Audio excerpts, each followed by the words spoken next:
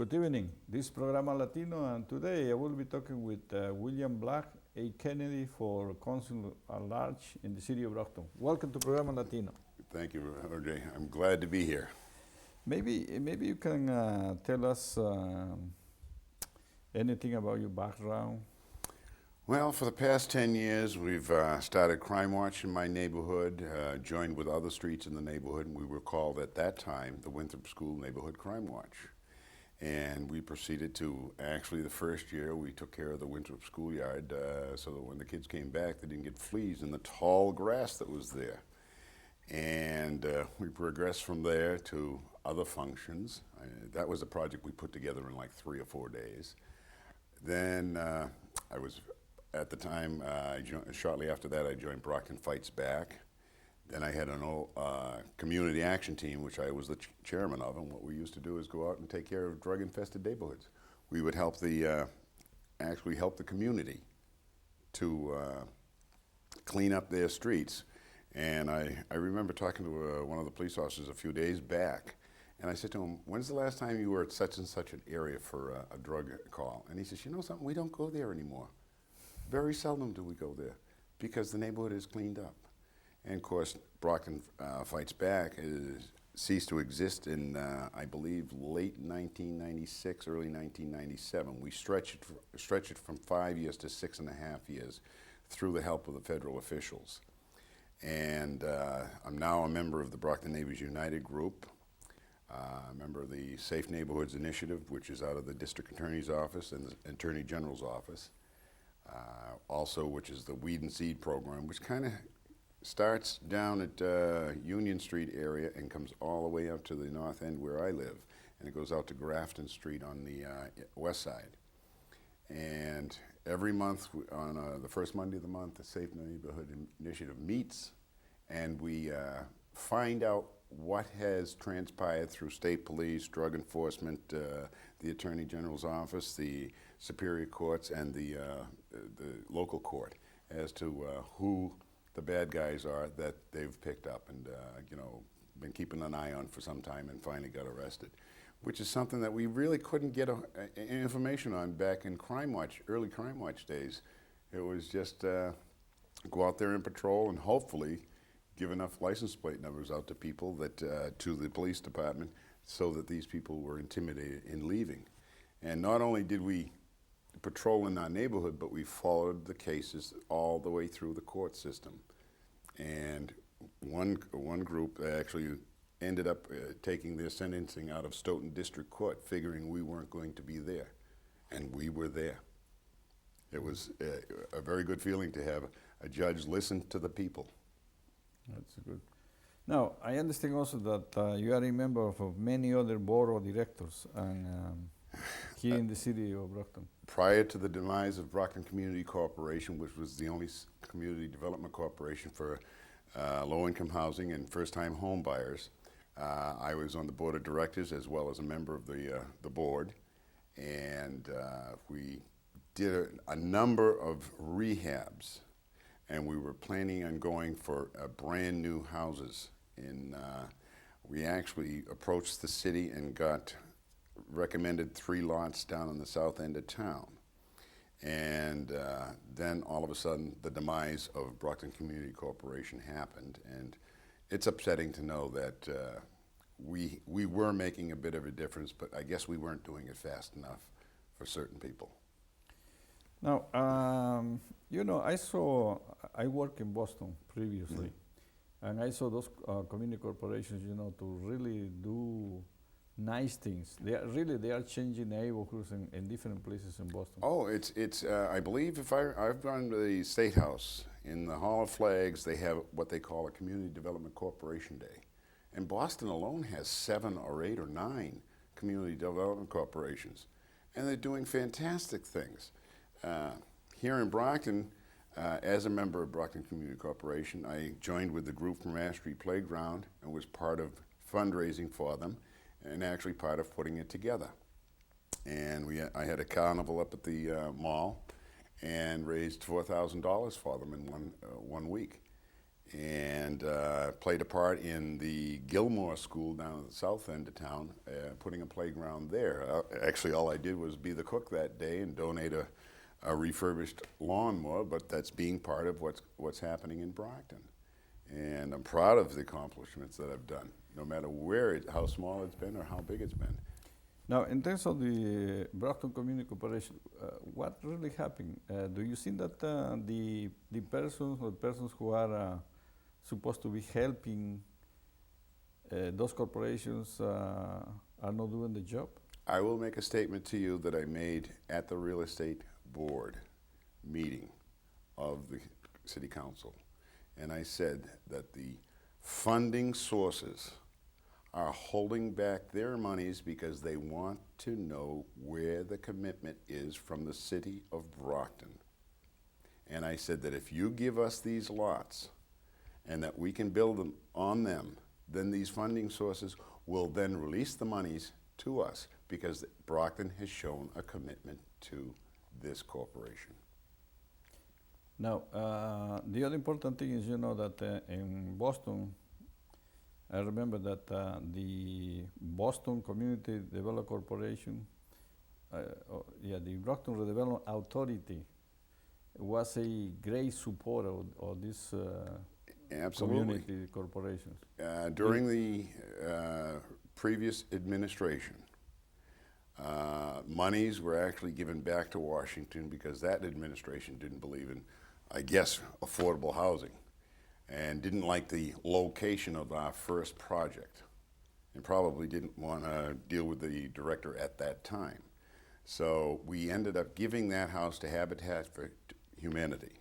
It was shortly after that that I went on the board and became part of Brockton Community Corporation.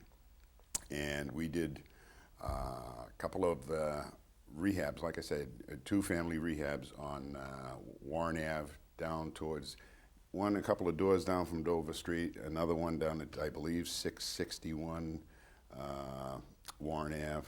Beautiful restorations. I mean, you wouldn't believe how nice they were.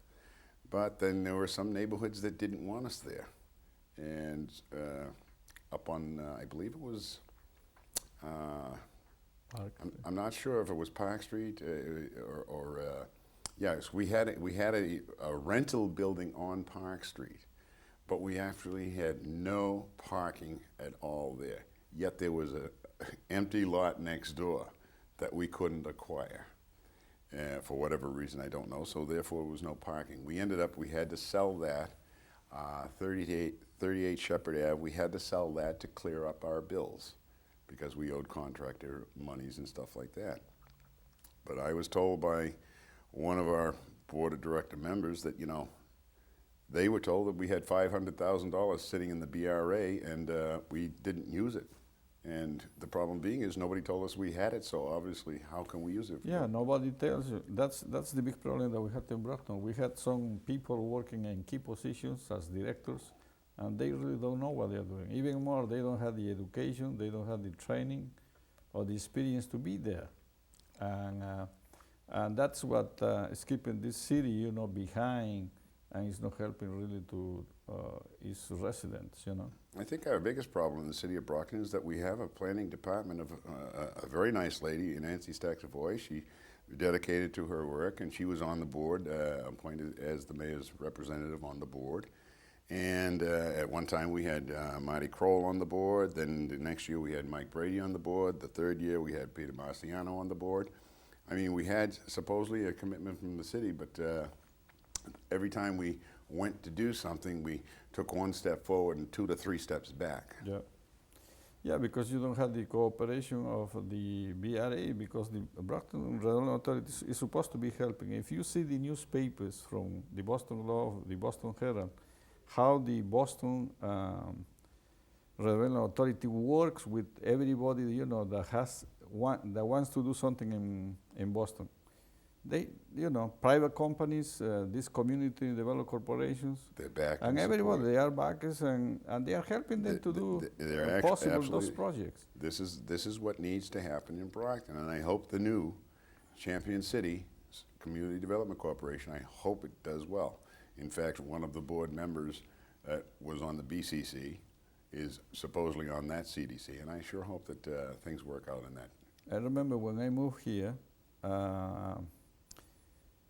Mayor Crosby, he was really, people's mayor. You didn't have to wait 1 month, 2 months, 3 months, 6 months, or 1.5 years to talk to him. He would say, just wait for me half an hour, 1 hour, and I would talk to you. Actually, in 1971, my mother bought a house on Division Street. And it's surprising that I was not involved in politics in the 70s and the early 80s. But Mayor Crosby's house was 2 doors up and 1 door and across the street from me at the corner of Fairmount and Division Street. And I never even realized it. But I talked to some of the neighbors that had actually gotten citations for parking on the sidewalk when there was absolutely no sidewalk. And they called Mayor Crosby. He came over, looked at the situation, and said, "These are not proper tickets. You don't got tickets."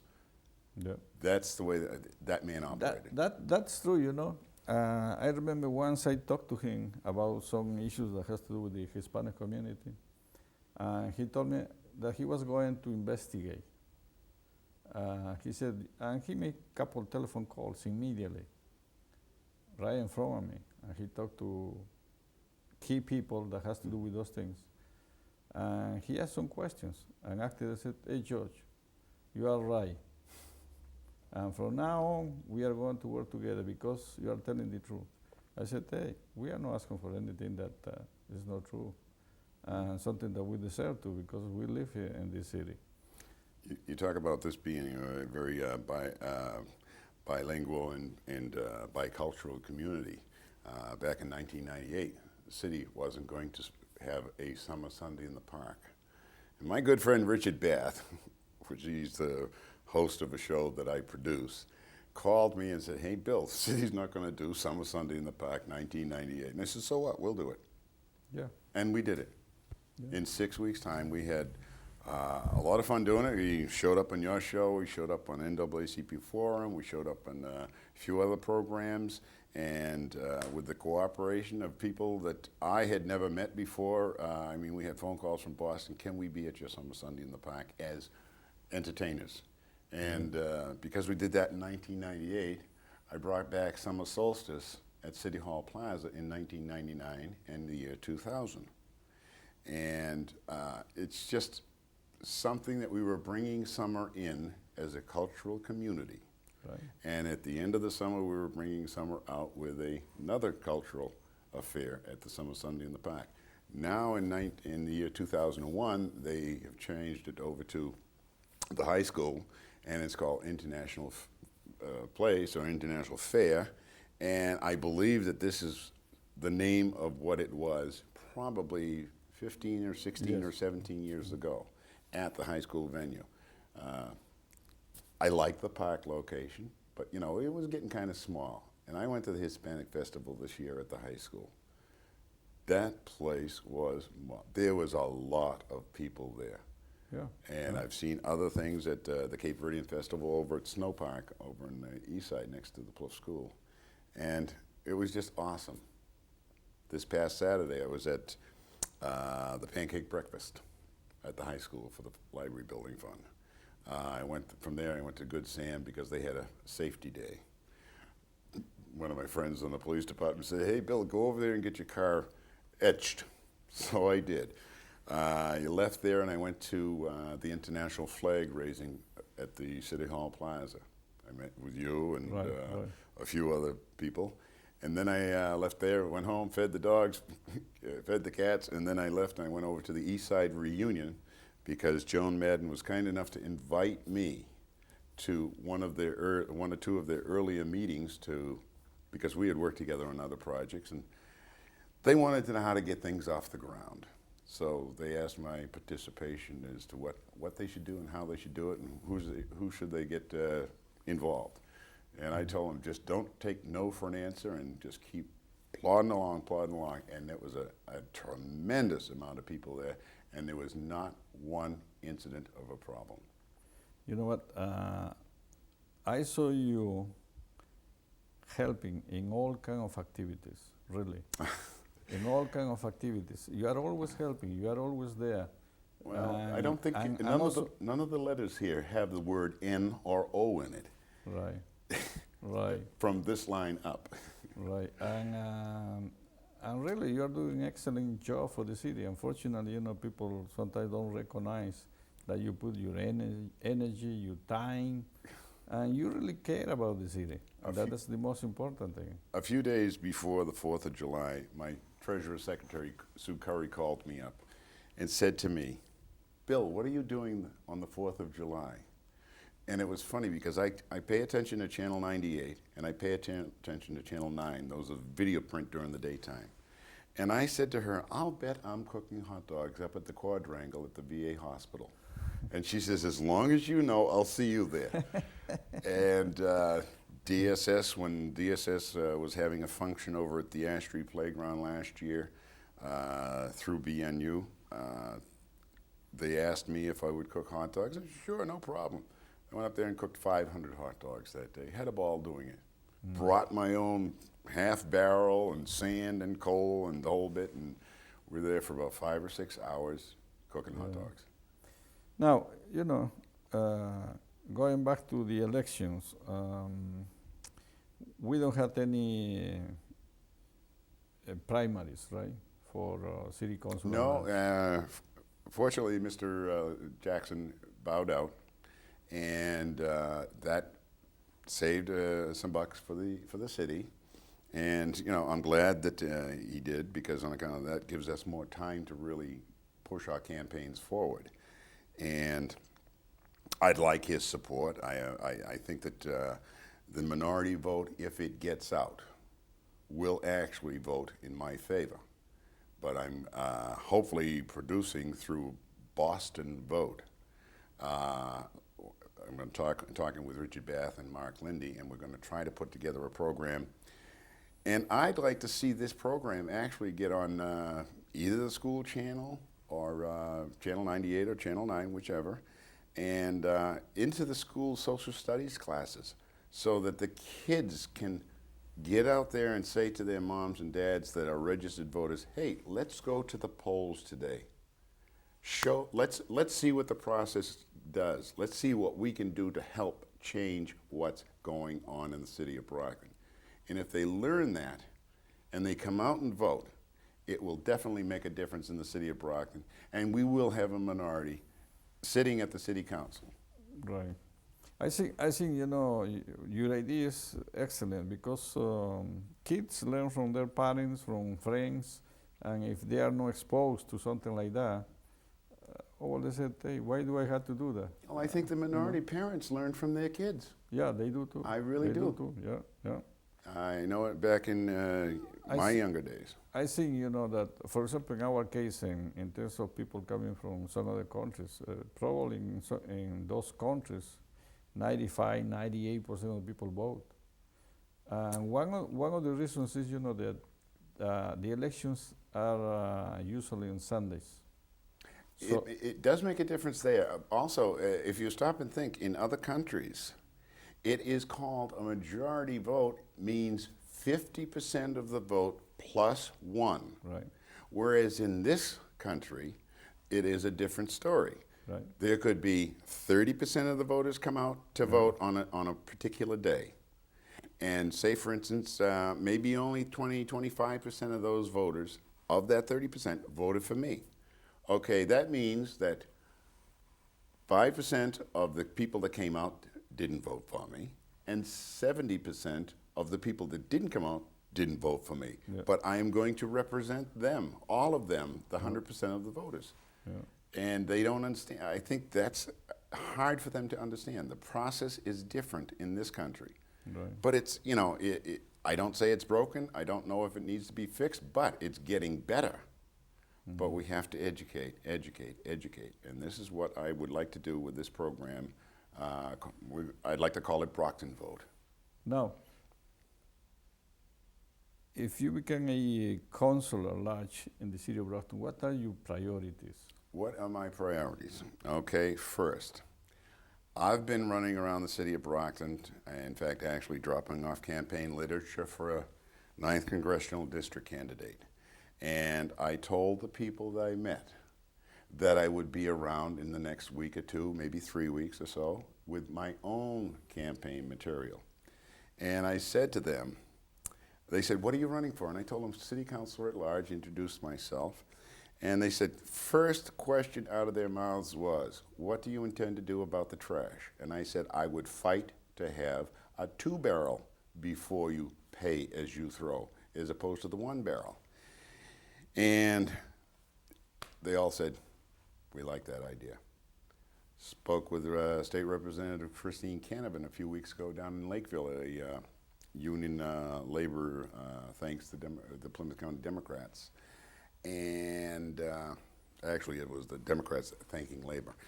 Barbecue, and I mentioned that to her, and she says, that's acceptable. I think a lot of people will like that. And I spoke last night at the first meeting of the Pay-As-You-Throw program. And I'm sorry to say that the mayor's representative was not knowledgeable enough on what was going on. The gentleman that was there that's paid, I believe, through a grant from the state to educate us on recycling and what the problem, what we're going to experience over the next 3 weeks prior to October 1st. That everything can be thrown out. We can throw out a Frigidaire a week. We can throw out a TV a week. We can throw out a sofa or a bulky a week. Now, the whole audience laughed like you wouldn't believe, because nobody's going to throw out 52 Frigidaires a year, or TVs, or beds, or bulkies. Right. And I went up and I spoke at the podium, and I said, to be honest with you, sir, if you were to tell these people here now that you would pick up 2 barrels before pay-as-you-throw, in other words, the 3rd barrel would be a bag, pay-as-you-throw, that 70 to 90% of these people would probably be satisfied and walk out the door. And the audience applauded that statement. I think the fee is going to be in the range of probably $260 to $280. I heard a number of $278 year one. I have sat down and talked with the chief financial officer. I'm setting up an appointment with the police chief because another issue of mine happens to be traffic patrol in the city of Brockton. I'm very adamant about getting police officers on a full-time basis that are actually going to patrol this city and stop the speeding, stop the red light runners, stop the burning rubber around the corners, and give tickets. We need to make the safe streets in Brockton. They say that crime is down. You know, okay, that's, I'm hearing it on the radio, you're hearing it on the radio. Yeah. So therefore, if we are at full staff, which I'm not sure if the chief financial officer and the mayor agree on the numbers, that let's start, we now, from what I understand, I did speak with the chief Sunday morning at the Democratic City Committee breakfast, and he has one gentleman on the day shift and a young lady on the evening shift that are full-time on patrol as far as traffic patrol. I do think that we need a good half dozen, if not more. And the idea being of having to go back to the city council and go for 100,000 or 150,000 at a whack.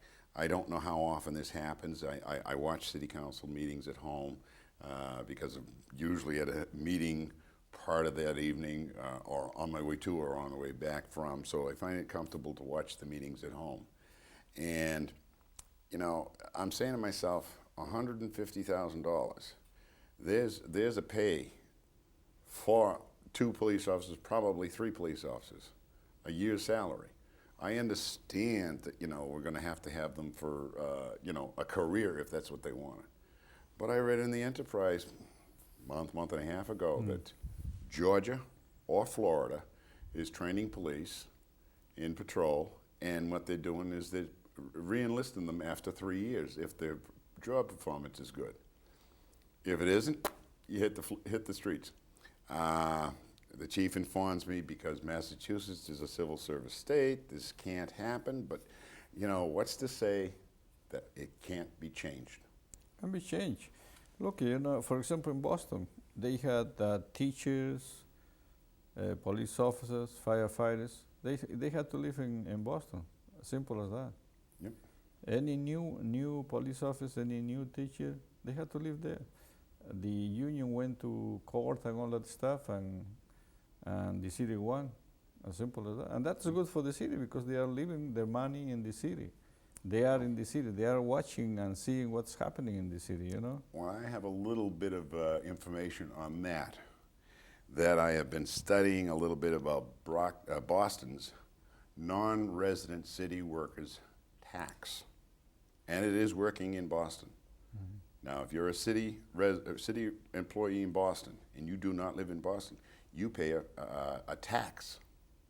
And an idea given to me by a friend of mine that the tax would be maybe $1, maybe $2 a week. Doesn't sound like a lot of money, but that money I would love to see applied to the parks and playgrounds in the city of Brockton. I would like to see that money earmarked for the parks and playgrounds. What other priorities do you have? I think the trash, the patrol part of it. Like I said, I spoke with Jay Condon, and I said to him that gee, why aren't we getting the insurance companies to finance some of these police officers? Because stop and think. I'm a Step 9 driver. My rates cannot go any lower. But I absorb an increase each year when the insurance company, the insurance commission authorize it. Well, the bad driver, he doesn't care what he pays for insurance. And the insurance companies get the surcharge, and it's in their benefit. And they say, well, it keeps your insurance rates lower. Well, I'd like to see mine go a little lower instead of keep going up every year. So I said to him, I says, technically, in some cases, you stop and think that the police officers are working for the insurance companies. So why don't they finance part of that police officer's salary? No, but here in Brockton, we had another case, that I think was the chief of police is going to be paid if police officers increase the number of tickets. How do you like that? I don't think that needs to be. That's merit pay, and my personal opinion is I spoke with Lieutenant Crone and asked him what he needed to have an effective police department, patrolling, and he told me the number was $100,000, and he could generate $1 million. Now that $1 million cannot come back directly to the police department because on account of the simple fact that it's illegal in the state of Massachusetts. But what it does is it comes back to the city's coffers into the general fund. But it can be, I think, earmarked for the police department. And this is the part of the discussion I had Sunday with the chief. And I'm all in favor of putting, Boston has a strictly traffic patrol department. Those are the guys that wear the white hats. They issue tickets for parking, speeding. They actually control the flow of traffic when the traffic lights go out and stuff like that. And, I'm not saying that we should have the white hats. Let's listen, you get a ticket, you don't think that guy's the good guy, bottom line.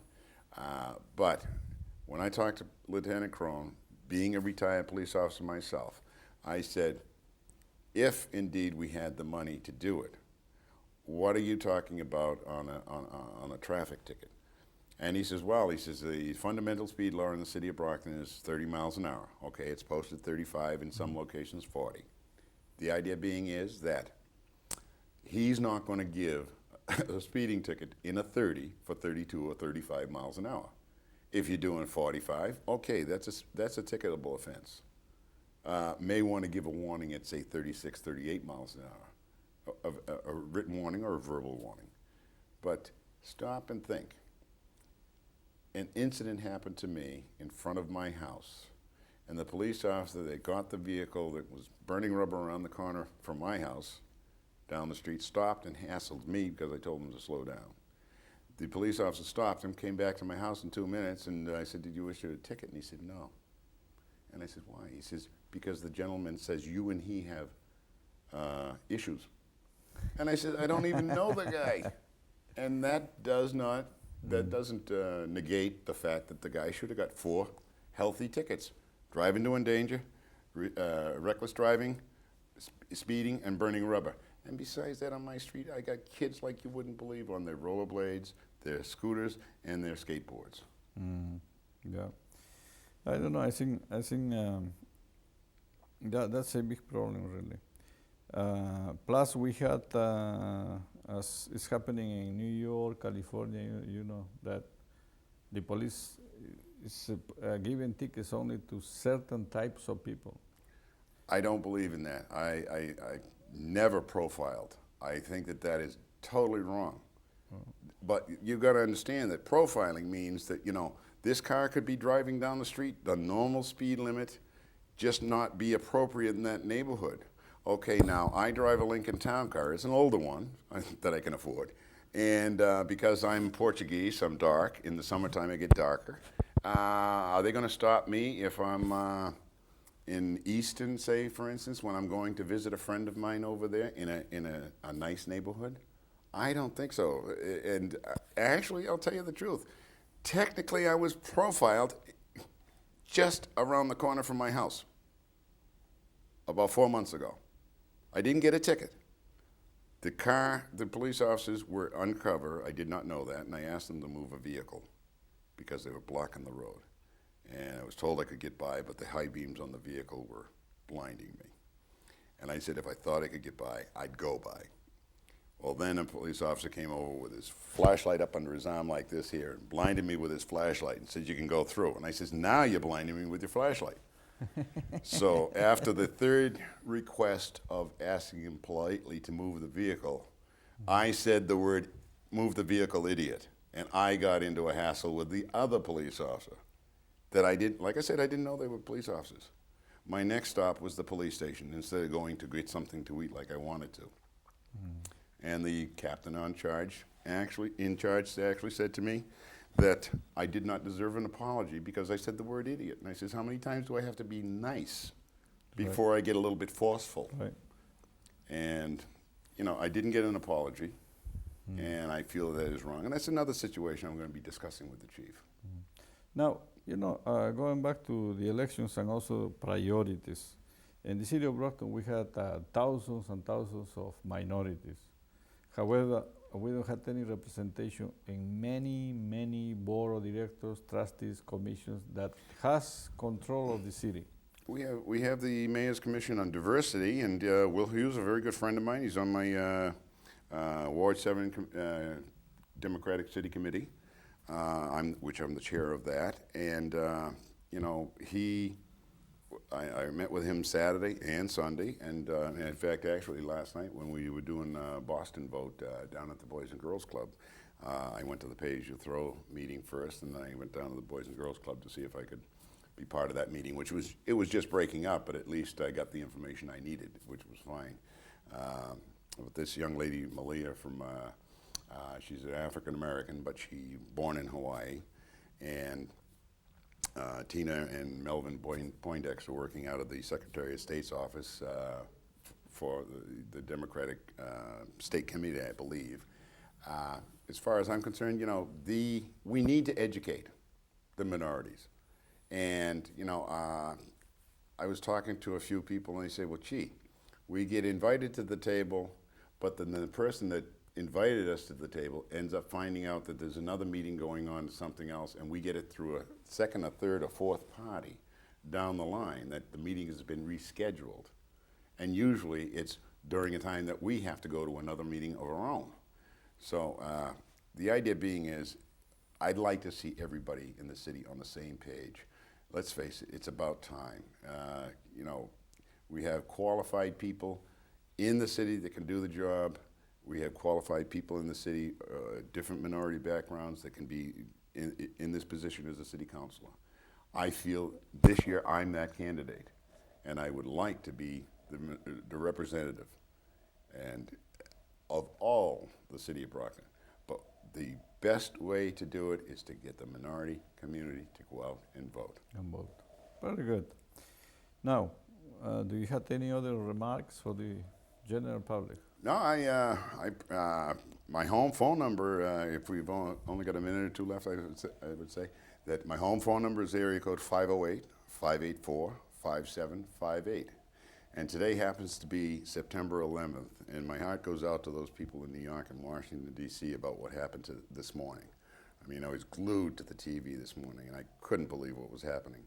And I understand that this show may air before the 14th of September. If it does, I have a fundraiser at the VFW Hall, A Night Out with the Stars, Frank Lizer and Neil Diamond. And it's not the real folks. Fortunately, I told everybody, I says, I'm not going to stand Frank up in a coffin in the middle of the floor. It's not Halloween yet. But please, if you hear this before the 14th, VFW, 7 o'clock in the evening, the doors open, 8 o'clock the show starts. It'll be worth your while to come see it. It's a good fundraiser. One more question. Why do you say full-time candidate? That means that I can put the time in. I actually left my position at a small engine shop so I could work at home and work on this campaign. And that means that by me giving my phone number out, I gave it out on 2,000 pens 2 years ago, and I never got a prank phone call. Never got a prank phone call, but I got people to call me and say, hey, Bill, can you do something about this? During the wintertime when there was floods over on Fitzpatrick Ave behind the Roosevelt Heights. I went up to the site, I talked to the engineers up there, they dug a big hole and it alleviated some of the problem of the rains that we had during the latter part of the winter.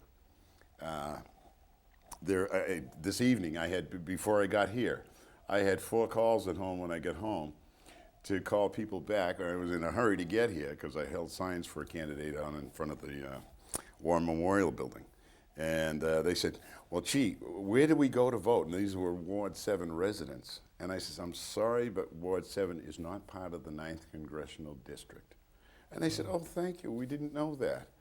And you know, this is the type of thing that when you're at the house, when you're gonna take your answering machine and use it as a vehicle for people to get in contact with you and return the call as soon as you can, that's what a full-time counselor needs to be done.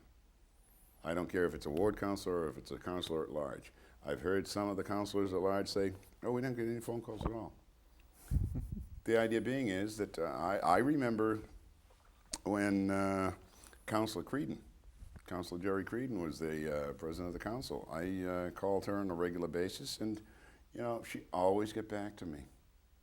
And she, you know, I think that I had some information for her that she could digest and work on. And whenever I polled the council at that time about Brockton Fights Back, I had full support.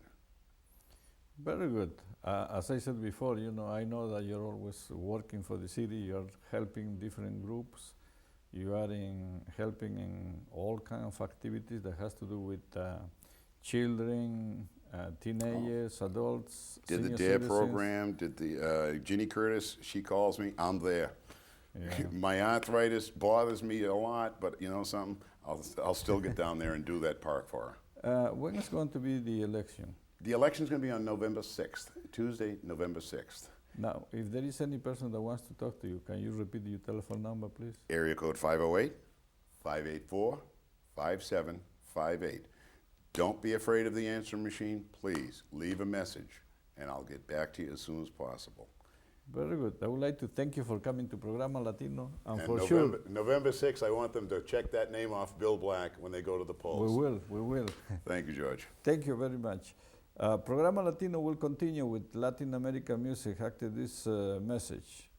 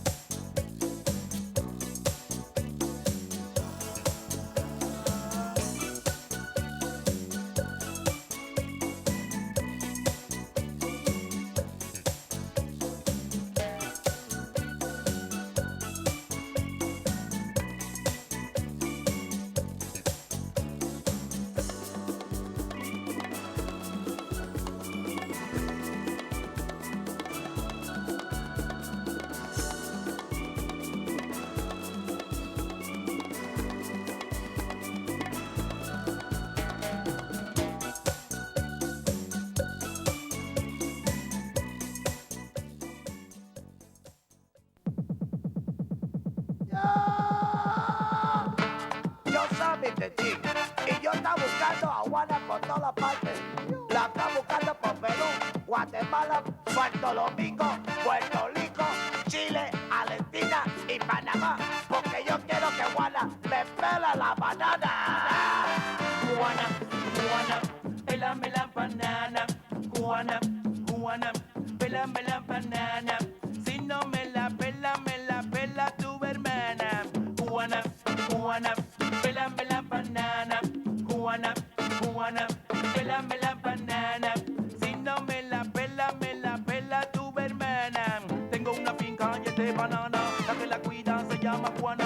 Solo ella quiere cuidarla. En la noche se pone a mirarla. En la mañana se pone a regarla. Porque dice que es su banana. Y no hay nadie que pueda pararla. Y tampoco pelar la banana. Como Juana pela su banana. Pela la Juana, pela la Juana. Pela Juana, pela tu banana. Pela la Juana, pela la Juana. Pela Juana, pela tu banana. Juana, Juana, pelame la banana. Juana, Juana, pelame la banana. Si no me la pela tu hermana. Juana, Juana, pelame la banana.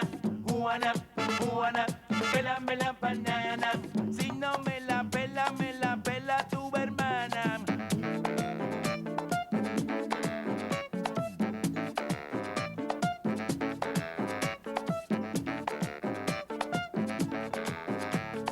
Tengo 4 libras de banana para hacer una que ensalada. Pero Juana está enojada. Han pasado 5 semanas y no quiere pelar la banana. ¿Qué voy a hacer para pelar la banana? ¿Qué voy a hacer si se daña la banana?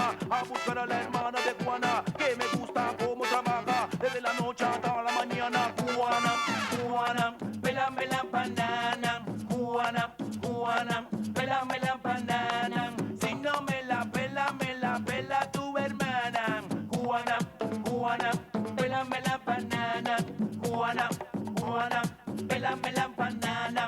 Si no me la pela tu hermana. Chinito tiene el mismo problema que tú, general. Yo no puedo encontrar a Juana. ¿Alguien ha visto a Juana? Debajo de la cama.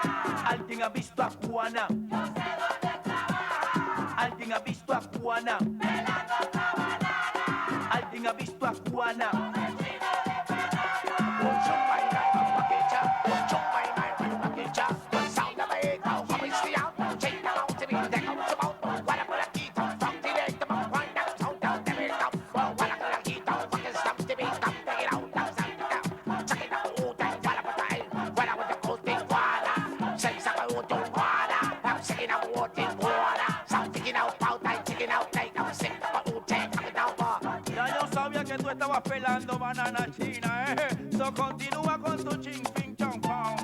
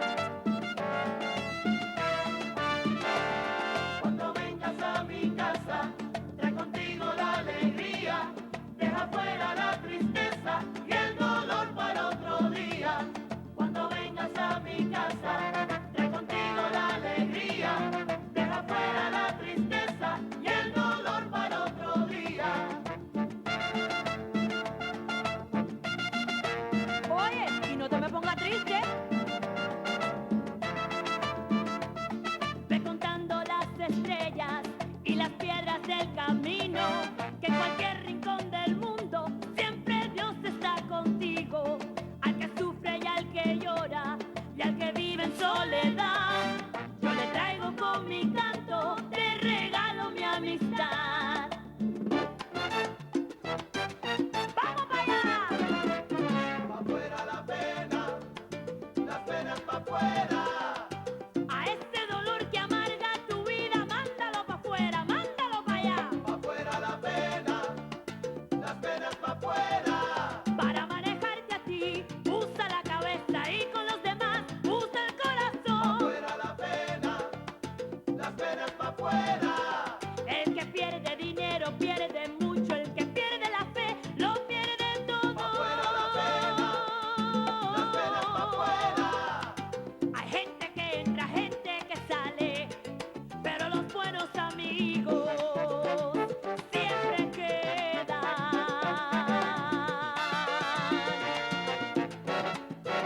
¡Ay, Dios mío!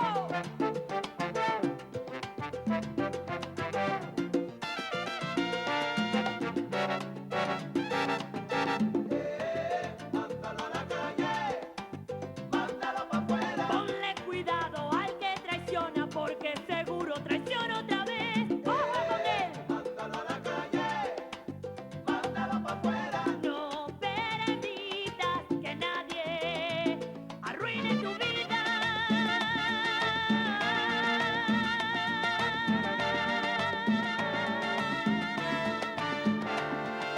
Y ama la vida, ama la vida, y ama la vida.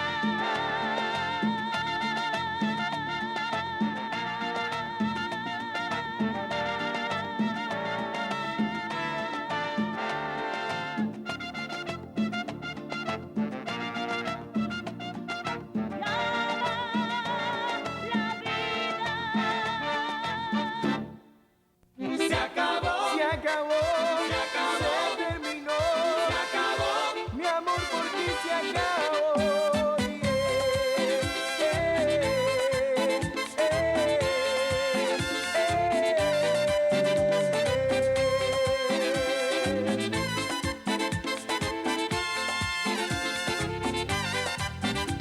Y ya lo sé que solo piensas en mí cuando muy sola estás, sé bien que es así.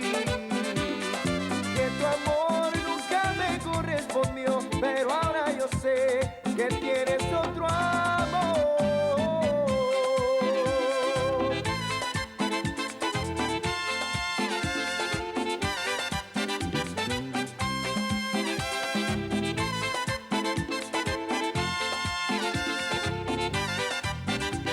Y pero ya no vuelvo a creer en ti, hoy ya tengo un nuevo amor que me hace feliz, que me da lo que nunca en ti encontré, cariño, amor, comprensión, y de ti ya me olvidé.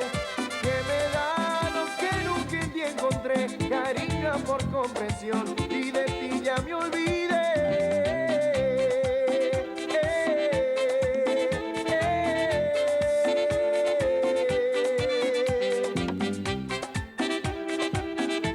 Mi amor, de ti ya me olvidé.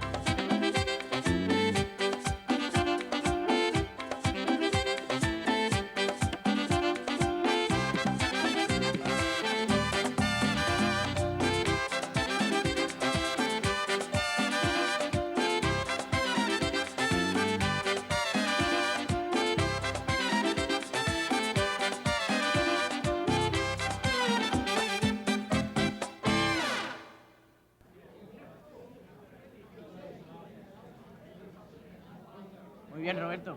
Vamos con lágrimas. No, no más lágrimas. Dime cuál es su nombre.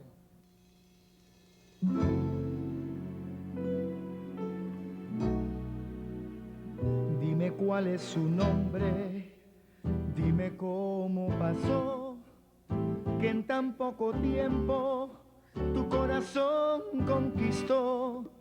Y es que no sana la herida que tu adiós me dejó. Ojalá no te pase lo que a mí me pasó. Ella ha jugado conmigo, traicionó mi cariño, me hizo sufrir, me hizo llorar. ¿Quién sabe por qué esto me ha sucedido? Quizás es mi destino el amor nunca encontrar. Dios sabe que yo la quise a ella, que le di mi vida entera y todo mi querer. Probé en sus labios el beso del engaño y aunque me hizo daño, rencor no sentiré.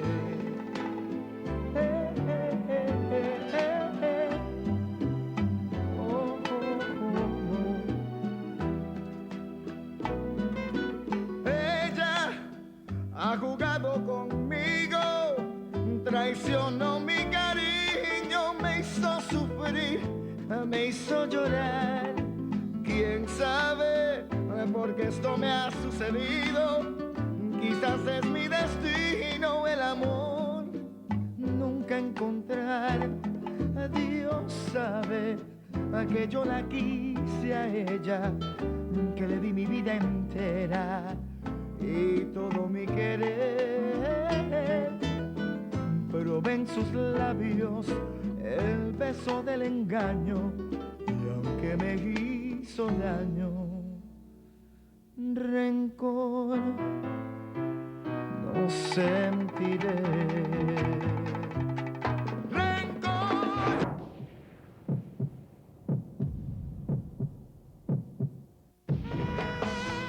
No sentiré.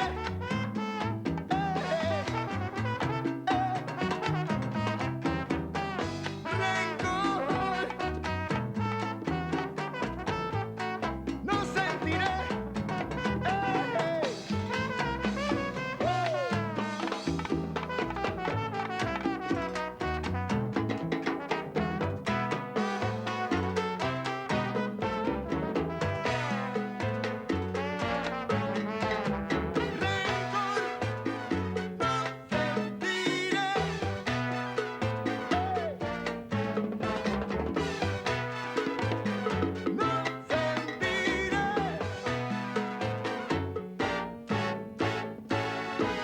Ella ha jugado conmigo, traicionó mi cariño, me hizo sufrir, me hizo llorar. ¿Quién sabe por qué esto me ha sucedido? Quizás es mi destino el amor nunca encontrar. Dios sabe que yo la quise a ella, que le di mi vida entera y todo mi querer. Probé en sus labios el beso del engaño y aunque me hizo daño, rencor no sentiré.